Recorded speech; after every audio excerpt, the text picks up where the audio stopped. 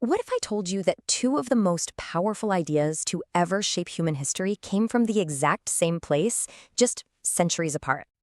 We're talking about art so divine, people believed it captured the very soul of the gods in stone and metal.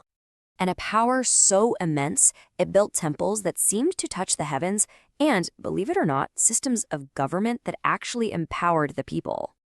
And then there's a number so revolutionary it became the foundation for, well, pretty much all modern science and technology.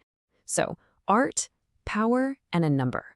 How on earth are these three things connected? Well, they are the legacy of two of the absolute greatest empires in Indian history, the Guptas and the Cholas. Two golden ages, yeah, separated by centuries, but totally united by sheer genius. So, okay, let's dive into this and see who left the bigger mark on the world. All right, first up, a battle of ambition played out in solid stone. Look, both of these empires were master builders, right? They created these absolutely staggering architectural marvels to honor their gods. But, and this is the interesting part, they did it in fundamentally different ways. Yeah, it really all comes down to style. So you have the Guptas, who pioneered what's called the Nagara style. You'll know it by its distinctive curved tower that kind of rises up like a beehive towards the sky. But then you've got the Cholas, who perfected the Dravidian style. And that's known for its massive stepped pyramids. They're called vimanas, and they look like these grand stairways for the gods.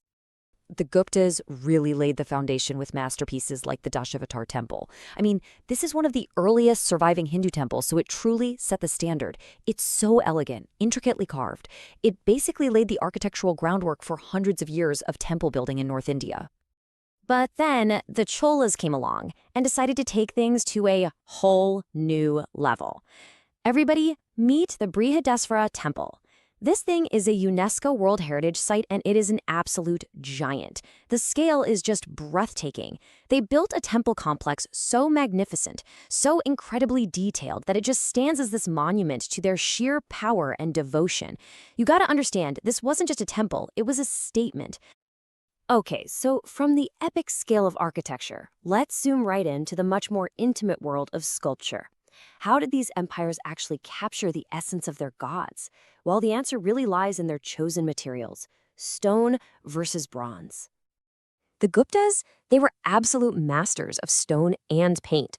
Just picture it, the serene, perfectly proportioned standing Buddha from Mathura, or the vibrant, living stories painted right onto the walls of the Ajanta caves. Their art it's calm, it's deeply spiritual, and it has this timeless beauty to it. And don't get me wrong, their work was incredible, truly. But one of these empires managed to do something that seems almost impossible. They captured a dynamic, cosmic energy in solid metal. And this is where their genius just shines. Meet the Chola Nataraja. This iconic bronze sculpture of the dancing Shiva, look, it's not just a statue. It's a vision of the entire universe in motion, creation and destruction all held in one single perfect form. It is the absolute pinnacle of metal casting, period. So how in the world did they do it? They used this complex, super ingenious method called the lost wax technique. Here's how it works. First, you sculpt a perfect model in wax. Then you cover it completely in clay. You heat the whole thing up, the wax melts out, leaving a perfect mold behind. Then you pour in molten bronze, and once it cools, you break the clay to reveal the masterpiece inside. The crazy part? Each one was totally unique, a testament to unbelievable skill. But look, these empires didn't just build with stone and bronze. You could argue their greatest contributions are the ones we can't even see. We're talking about the ideas that shaped science, literature, and society itself. Okay, what's the most powerful invention you're seeing right now? It's not a weapon, it's not a machine, it's the concept of nothing. That's right. During the Gupta period, a brilliant astronomer and mathematician named Aryabhata gave the world the concept of zero. Think about that. A revolutionary idea that made things like algebra and calculus even possible. It is the bedrock of our entire digital world, unlocking modern math and, well, everything that followed.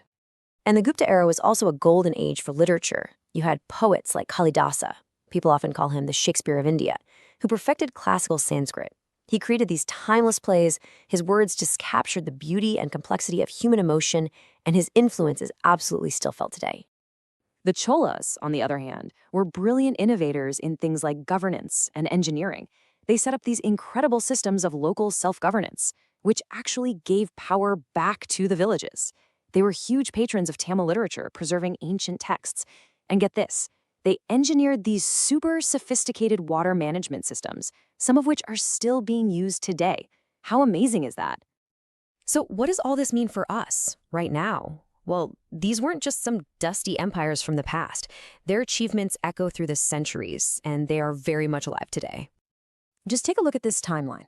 What you're seeing are two distinct, brilliant flashes of a golden age. First, the Guptas, from about 320 to 550 CE. Then, there's a long gap, centuries of quiet. And then the Cholas rise, dominating from 850 all the way to 1279 CE. Two totally separate eras, but their combined impact? It's just immeasurable. And their influence is, and I'm not exaggerating, everywhere. From the Nagara and Dravidian temple styles that still define India's architectural landscape, to the administrative systems that inspired modern governance, all the way to the very concept of zero that is powering the device you're watching this on right now. Their legacy isn't in ruins. It's literally built into our world. Which, brings us to the ultimate question. What was the biggest game changer? The breathtaking architecture that still inspires awe? The divine art that seems to capture the soul? The elegant literature that moves the heart? Or that simple, powerful idea of a number that means, well, nothing?